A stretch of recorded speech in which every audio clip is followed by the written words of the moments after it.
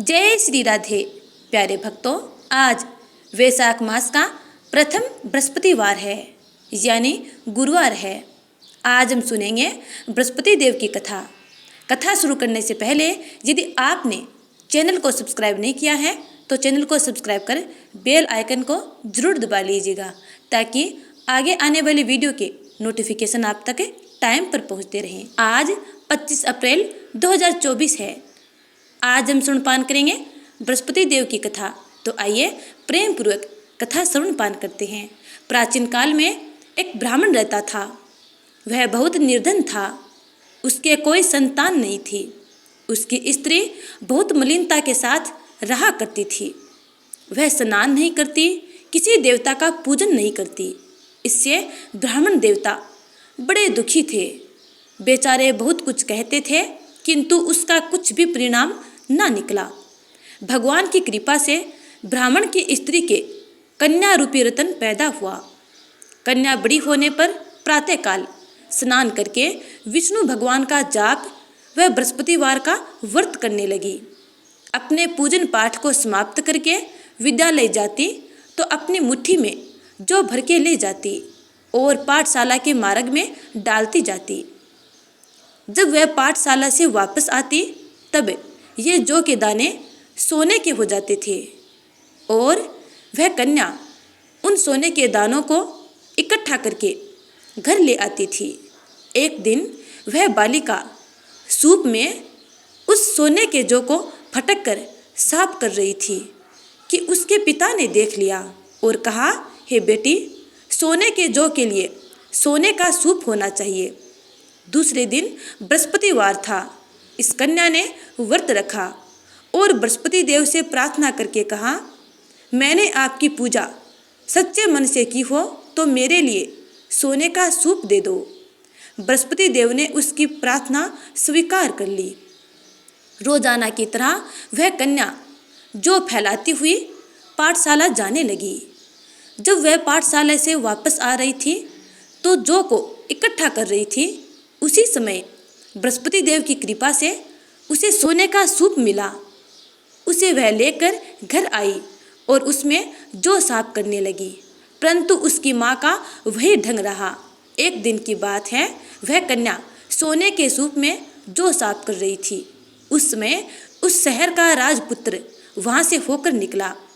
इस कन्या के रूप और कार्य को देखकर वह मोहित हो गया तथा अपने घर आकर भोजन तथा जल त्याग कर उदास होकर लेट गया। राजा को इस बात का पता लगा तो अपने प्रधानमंत्री के साथ उसके पास गए और बोले, हे बेटा, तुम्हें किस बात का कष्ट है? किसी ने अपमान किया है अथवा और कारण हो सकता है? कहो, मैं वही कार्य करूँगा जिससे तुम्हें प्रसन्नता मिले। अपने पिता की बात सुनकर राजकुमार बोला, मुझे आपकी कृपा से किसी बात का दुख नहीं है और किसी ने मेरा अपमान नहीं किया है, परंतु मैं उस लड़की से विवाह करना चाहता हूँ जो सोने के सूप में जौ साफ कर रही थी। यह सुनकर राजा आश्चर्य में पड़ गया और बोला, हे बेटा, इस तरह की कन्या का पता तुम्हें लगाओ, मैं उसके साथ तेरा विवाह अवश्य करवा दूंगा। राजकुमार ने उस लड़की के घर का पता बतलाया। तब प्रधानमंत्री लड़की के घर गए और ब्राह्मण देवता को सभी हाल कह सुनाया। ब्राह्मण देवता राजकुमार के साथ अपनी कन्या का विवाह करने के लिए तैयार हो गए तथा विधि विधान के अनुसार ब्राह्मण की कन्या का विवाह राजकुमार के साथ हो गया। विवाह होने के बाद कन्या राजकुमार के साथ अपने ससुराल चली गई। कन्या के ससुराल जाने के बाद ब्राह्मण देवता के घर की हालत पुनः पहले की जैसे हो गई, यानी उनके घर में गरीबी का निवास हो गया। अब भोजन के लिए भी अन्न बड़ी मुश्किल से प्राप्त होता था। एक दिन दुखी होकर ब्राह्मण देवता अपनी पुत्री के पास गए। बेटी ने पिता की दुखी अवस्था को देखा और अपनी माँ का हाल पूछा। तब ब्राह्मण ने सभी हाल कह सुनाया। कन्या ने बहुत सा धन देकर अपने पिता को विदा कर दिया। इस तरह ब्राह्मण का कुछ समय सुखपूर्वक व्यतीत हुआ। कुछ दिन बाद वही हाल हो गया, यानी पुनः गरीबी छा गई। ब्राह्मण फिर अपनी कन्या के यहाँ गया और सारा हाल कह सुनाया। तब ब्राह्मण की कन्या बोली, हे पिताजी, आप माताजी को यहाँ ले आओ, मैं उन्हें विधि बता दूंगी जिससे आपकी गरीबी दूर हो जाएगी। तब ब्राह्मण देवता अपनी पत्नी को लेकर पुनः अपनी पुत्री के पास पहुँचे। पुत्री अपनी माँ को समझाने लगी, हे माँ, तुम प्रातःकाल प्रथम स्नान आदि करके विष्णु भगवान का पूजन करो तो सब दरिद्रता दूर हो जाएगी। परंतु उसकी माँ ने एक भी बात न मानी और प्रातःकाल उठकर अपनी पुत्री के बच्चों की जूठन को खा लिया। इससे उसकी पुत्री को बहुत गुस्सा आया और वह एक दिन अपनी माँ को अपने महल की एक कोठरी के सामान को बाहर निकालकर उस कोठरी में अपनी माँ को बंद कर दिया। प्रातःकाल अपनी माँ को कोठरी से बाहर निकाला और स्नान आदि करा के पाठ करवाया। ऐसा करने पर उसकी माँ की बुद्धि ठीक हो गई और फिर प्रत्येक बृहस्पतिवार को वह व्रत रखने लगी। इस व्रत के प्रभाव से उसके माँ बाप बहुत धनवान और पुत्रवान भी हो गए और बृहस्पति देव के प्रभाव से इस लोक के सुख भोग कर अंत में स्वर्ग लोक को प्राप्त हुए।